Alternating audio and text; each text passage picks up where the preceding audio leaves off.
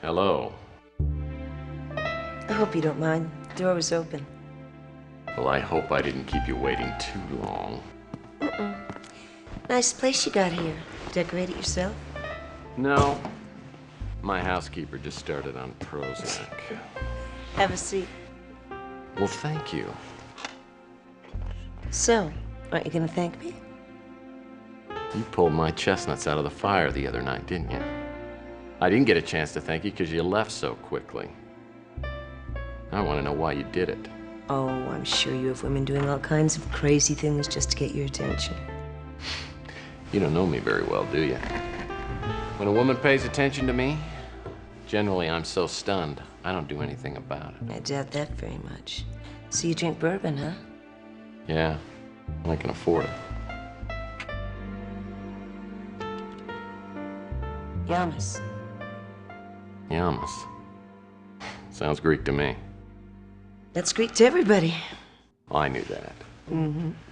So, Ms. Madsen. Regan Madsen. But I'd prefer you call me Regan. Okay, Regan. You can call me Tex. That's not your real name. What is it? You wouldn't believe me if I told you. Try me. Sorry. I gotta know somebody pretty thoroughly before I come clean on that one. Well, then, maybe you should get to know me pretty thoroughly. So where's the box? Box. Yeah, I got lots of boxes. What size do you need? You know what I'm talking about. I do not. You like to play games, Tex. So do I. What's your angle? I don't have an angle, Miss Madsen. My business is my own. I don't have a partner, and I don't like small talk. You're a very beautiful woman. Extremely beautiful woman. But that doesn't make any difference as far as I'm concerned. Tough, too. I have a proposition for you. First of all, you should know, I didn't just stumble into this part of town by accident. I've been looking for somebody. And who might that be? Thomas Malloy. I gotta find out about this guy. He knows all the beautiful women in town. He's my father. Oh. I heard you were asking around about him, and I thought I'd see what you found out. You said something about boxes. Still playing the game? My father sent out several boxes lately. The NSA was closing in on him, and he started to panic. I'm not exactly sure what was in the boxes or however many he sent out, but whoever finds all those boxes is going to come into an ungodly amount of money. So what's your proposition? I've already got one of the boxes. You give me the one you have, and I'll cut you in on the deal. Help me locate the others, and we'll have more money than you ever imagined. That's my proposition, plain and simple. You'll probably want some time to think this over. Why don't you call me at this number when you're ready to talk?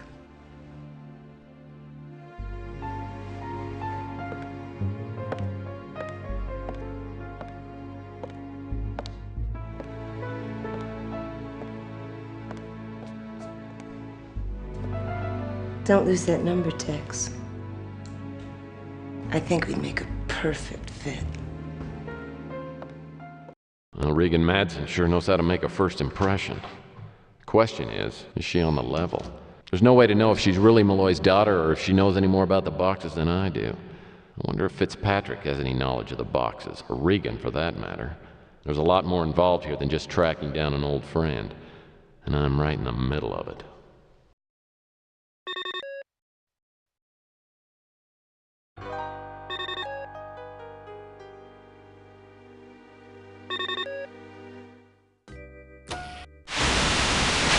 Hey, I finally caught you at home. What's going on?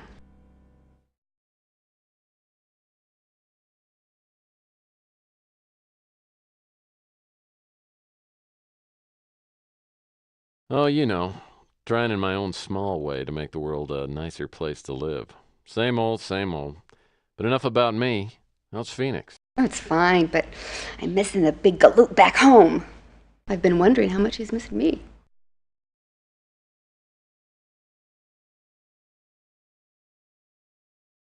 Well, I'm missing you about as much as a hard-boiled PI can miss a dame. Okay, He-Man. I'll let you get back to being bored and lonely without me. I'm not going to be staying here too much longer. I should be home in a week or so. And I've got something that I think you're really going to like.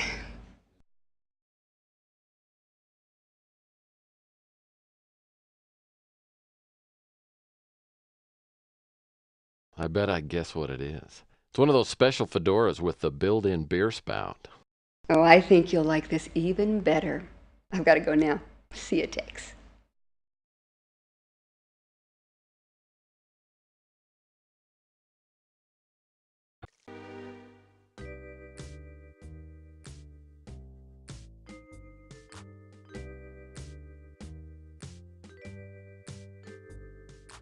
What can I do for you, Murphy?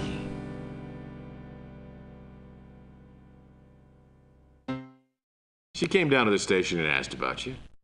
It's a good thing she vouched for you, too, or you might still be a guest here. We've had the NSA push us out of the way a couple of times. When they say jump, we start jumping and don't stop until they say so. No can do, Murphy. We confirmed his identity before the NSA showed up. I don't know anything else about him. That's the code for the post office in the Mission District.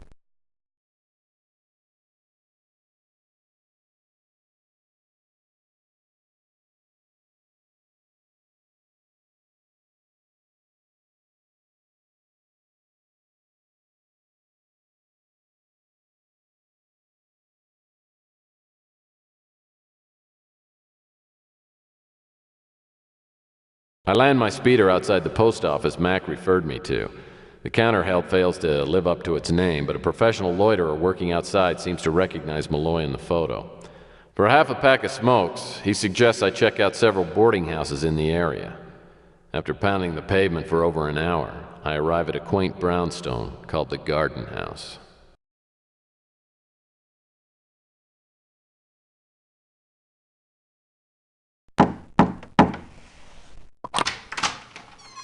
Hello there. What can I do for you?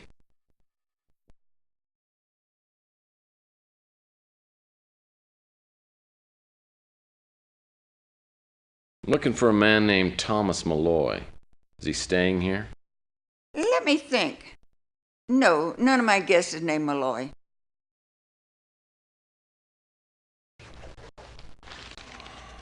Here's a photograph of him. Oh, heavens, yes. He moved in last week. Such a nice man.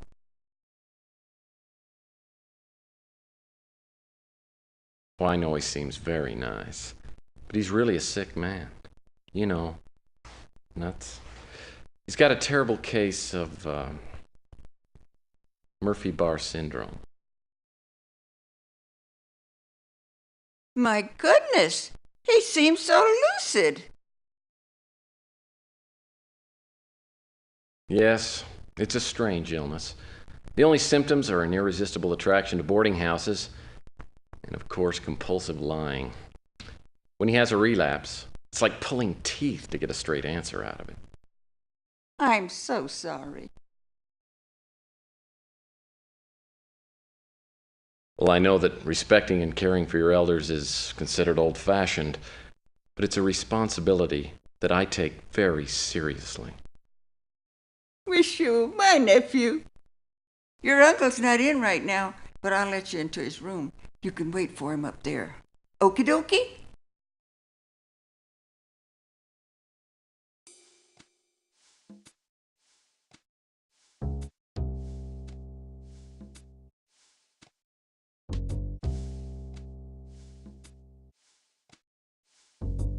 A book of puzzles. Maybe it has some word searches in it. I love word searches.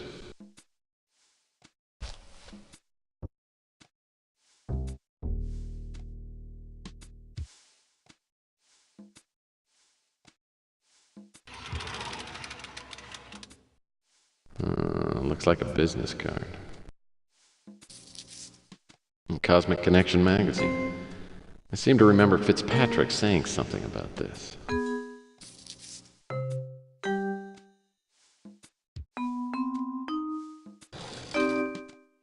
an envelope addressed to someone named Elijah Witt.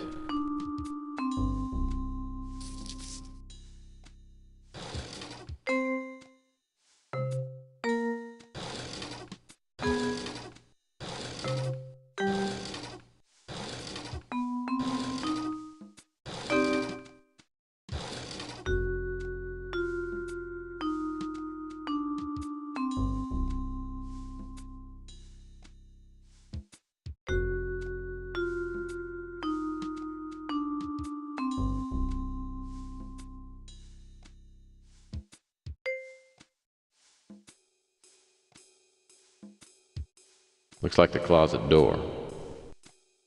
Looks like the closet. It's all locked up.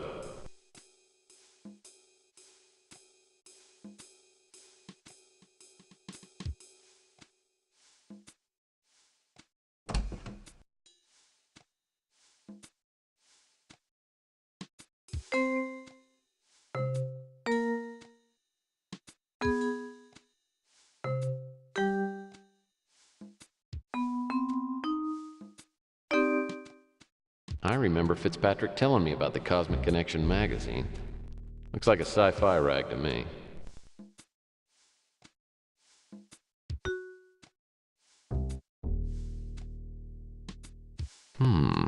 A collection of the Bay City Mirror's daily anagram puzzles. If I ever really get stuck on an anagram, at least I've got a connection at the newspaper.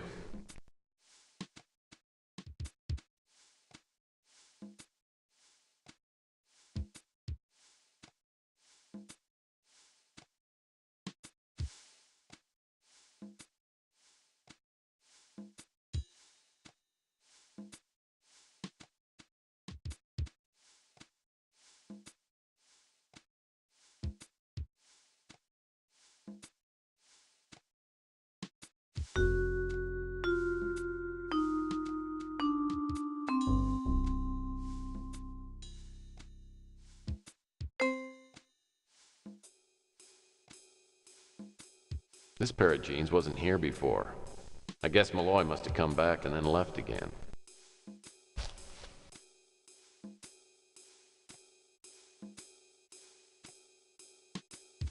This warehouse address is 54 Front Street. That's in the waterfront area.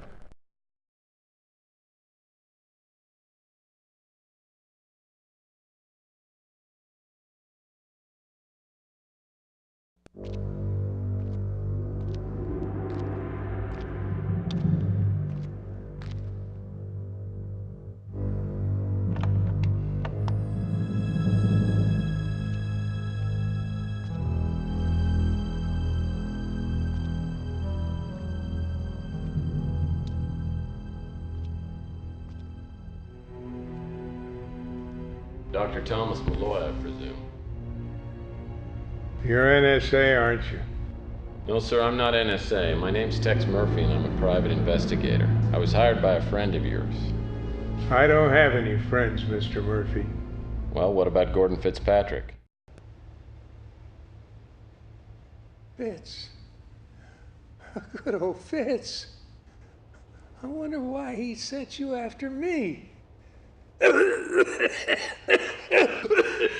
you all right? Give me some water, will you?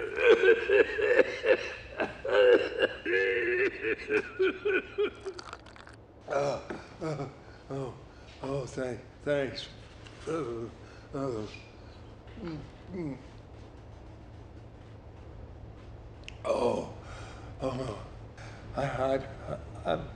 I've led an excessive life, and I'm afraid the bill is coming due. Now listen, Murphy. What I'm going to tell you could help Fitzpatrick continue my work.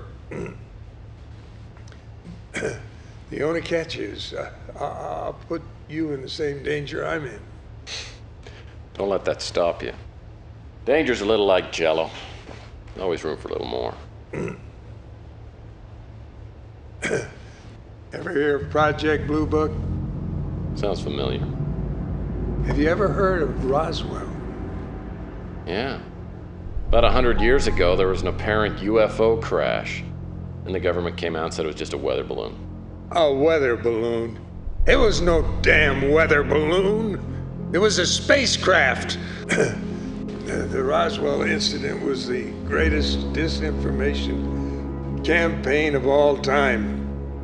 So what was the connection between Roswell and Project Blue Book? Well, Roswell is where Project Blue Book became Project Blueprint. Now, you probably never heard about it, seeing as how you're still alive. Why do I have the feeling you're about to lower my odds in that department? Do you mind? In 1947, an alien spacecraft crashed in the desert outside Roswell, New Mexico. The wreckage was taken to the Air Force Base nearby for testing. And of course, they were looking for weapons. Sounds like the military hasn't changed too much. You don't mind me asking, Doctor, how do you fit into all of this? In 1984, I came on board Project Blueprint. My job was to carry on the work of deciphering the hieroglyphics found in the spacecraft. Anyway, in early 1996, word of a breakthrough spread throughout the complex. Now, apparently someone had discovered that one of the alien instruments could generate minute quantities of anti-hydrogen. The big boys in Washington were ecstatic. Now, if you remember, the desert standoff was in effect, and we were looking for a technological edge over the Middle East bloc. Now, we had it in the palm of our hands. But unfortunately, as you know, things went very wrong. That's the understatement of the century. Well, the military was in such a hurry, they didn't take time to do any testing. Instead, they started a political incident, then proceeded to bomb the hell out of the Middle East. Greatest snafu in history. Now, after the war, I left the military, but I managed to smuggle out all my notes and other important items from Roswell. And I secretly continued my research. Malloy, don't move! I said freeze!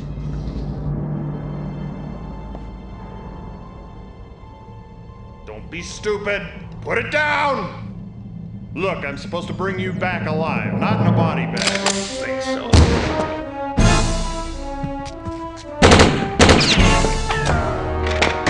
No! Back off! Back off!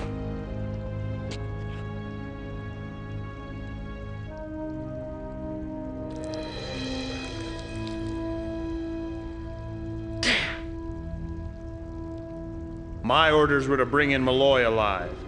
But I guess that doesn't apply to you, does it?